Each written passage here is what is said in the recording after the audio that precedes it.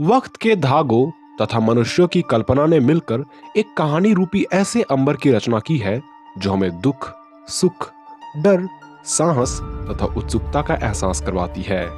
कहते हैं पुरानी चीजों का मोल नहीं होता, पर यह भी झुठलाया नहीं जा सकता कि संग्रहालयों में रखी हर चीज जो जितनी पुरानी होती है उसकी कीमत उतनी ही अधिक होती है।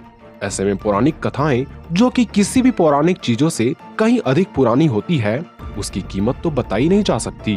आज उसी पर आधारित कई ऐसे टीवी सीरीज बन रहे हैं जिसके दम पर न सिर्फ एक देश ने सिर्फ पैसे कमाए, बल्कि ये एक ऐसे कोमल शक्तियों का मालिक बन चुका है जिससे आज पूरा दुनिया प्रभावित होता है। और वो देश कोई और नहीं बल्कि धरती पर सूरज की पहली किरण प्राप्त करने वाला देश जापान है, जिसके एनिमे जगत के जीवों जैसे कि गॉडजिला या साइतामा से तो आप रूबरू होंगे ही, पर उससे भी पहले व्युत्पत्ति हो चुके जापानी लोक कथाओं के जीवों के बारे में आपने कहीं सुना भी नहीं होगा। पर चिंता की कोई बात नहीं, आज के इस वीडियो में बस अंत तक बने रहें और वीडियो को लाइक करना ना भूलें।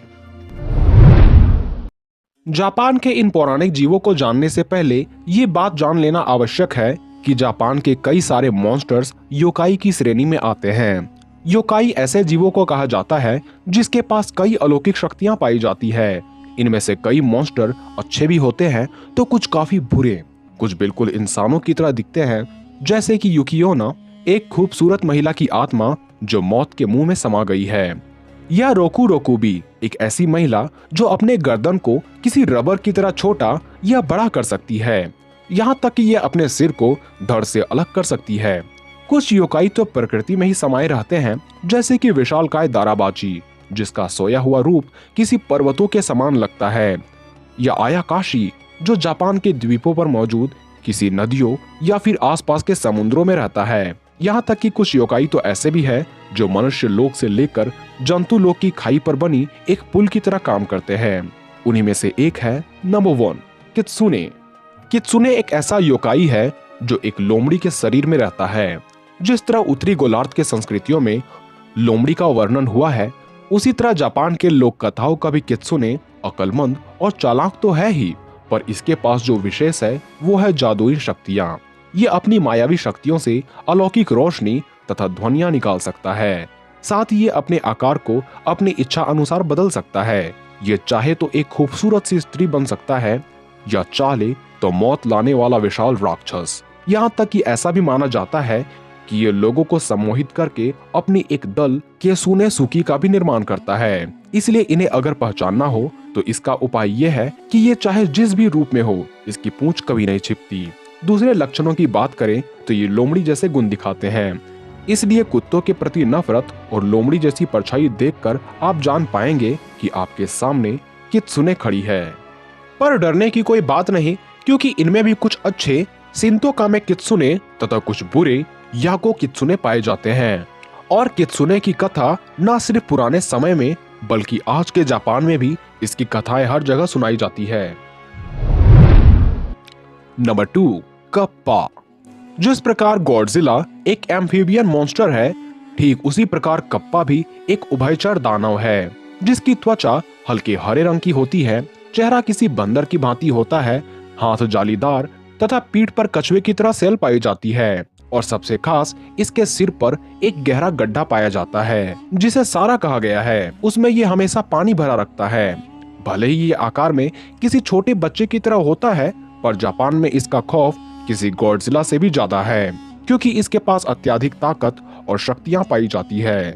कप्पा को आप शरारती, अच्छा और खतरनाक भी कह सकते हैं, क्योंकि एक और जहां कुछ कप्पा ये इंसानों तथा पशुओं को पानी में डुबोकर उसका रक्त पीकर उसके कलेजे को खा जाते हैं, वहीं दूसरी तरफ कुछ कप्पा ऐसे भी होते हैं जो जंगल में भटके राहगीरों को सही राह दिखाने का काम करते हैं।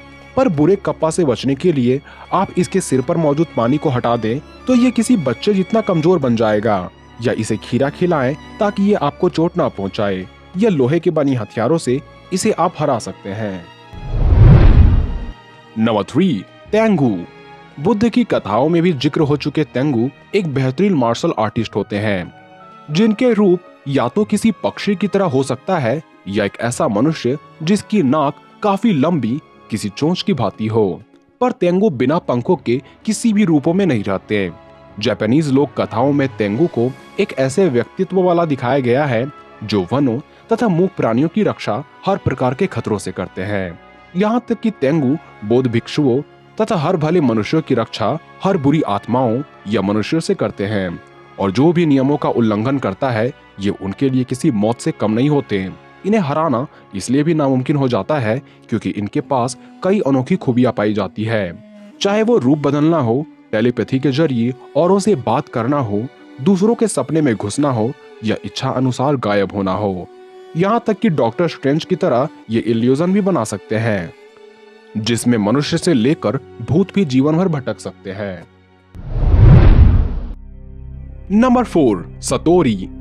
माना जाता है कि जापान के पर्वतों में ऐसे विशालकाय बंदर रहा करते हैं जिसकी बुद्धिमत्ता को चुनौती दिया ही नहीं जा सकता। यहाँ तक कि ये इतने काबिल होते हैं कि ये लोगों के दिमाग को बड़े ही सरलता से पढ़ लेते हैं।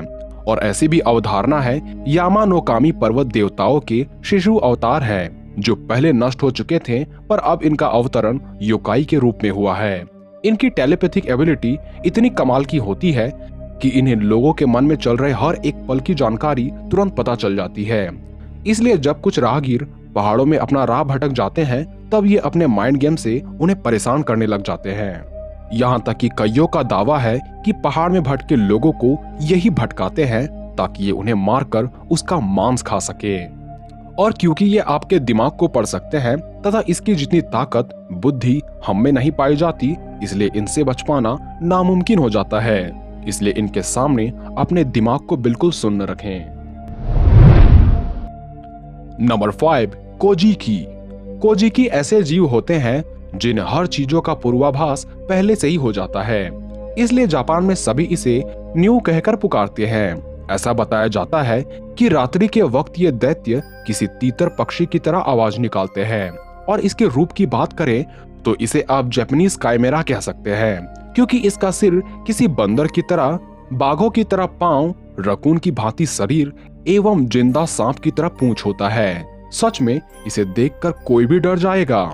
शायद इसी वजह से इसे कुछ बुरी घटना घटने का प्रतीक माना जाता है, इसलिए इसका दिखना यानी किसी महाप्रलय का आने का या बीमारी से मौत होने का इशारा है। इसकी पूंछ सिर्फ दिखने में ही सांप जैसी नहीं है, बल्कि ये अपने पूंछ से एम्परर कनोई की जान ले चुका है।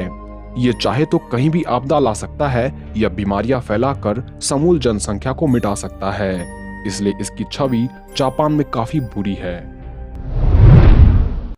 नंबर 6, ओनी। जिस प्रकार का चित्रण भारत में राक्षसों का किया गया है, ठीक ओनी जापानीज राक्षसों को कहा जाता है, जो इंसानों की तरह तो होते हैं पर इसके पास नुकीले दांत तथा 2 विशाल सींग पाए जाते हैं।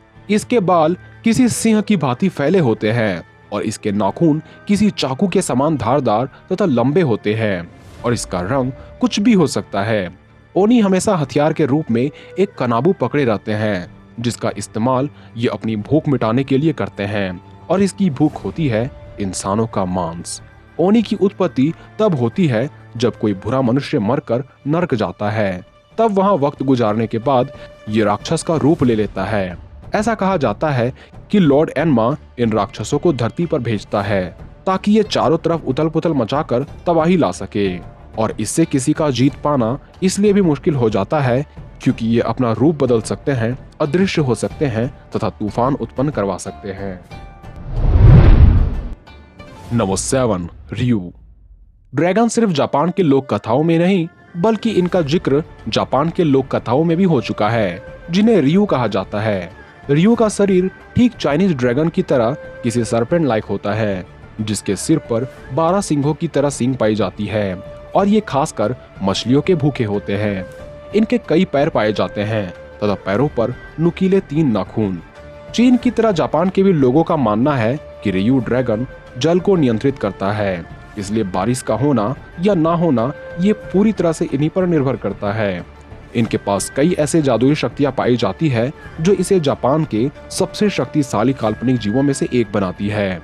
रियू भी कई प्रकार के होते हैं, कुछ अच्छे तो कुछ बुरे, और कभी कभी तो बुराई को रोकने के लिए अच्छे ड्रैगन उनसे उलझ पड़ते हैं, इसलिए इन्हें अच्छा व बुरा का भी प्रतीक माना जाता है। खैर आज के वीडियो में बस इतना ही। तो उम्मीद है ये वीडियो आपको पसंद आई होगी। ऐसे वीडियो देखने के लिए हमारे चैनल पर बने रहें। मिलते हैं अगले वीडियो में।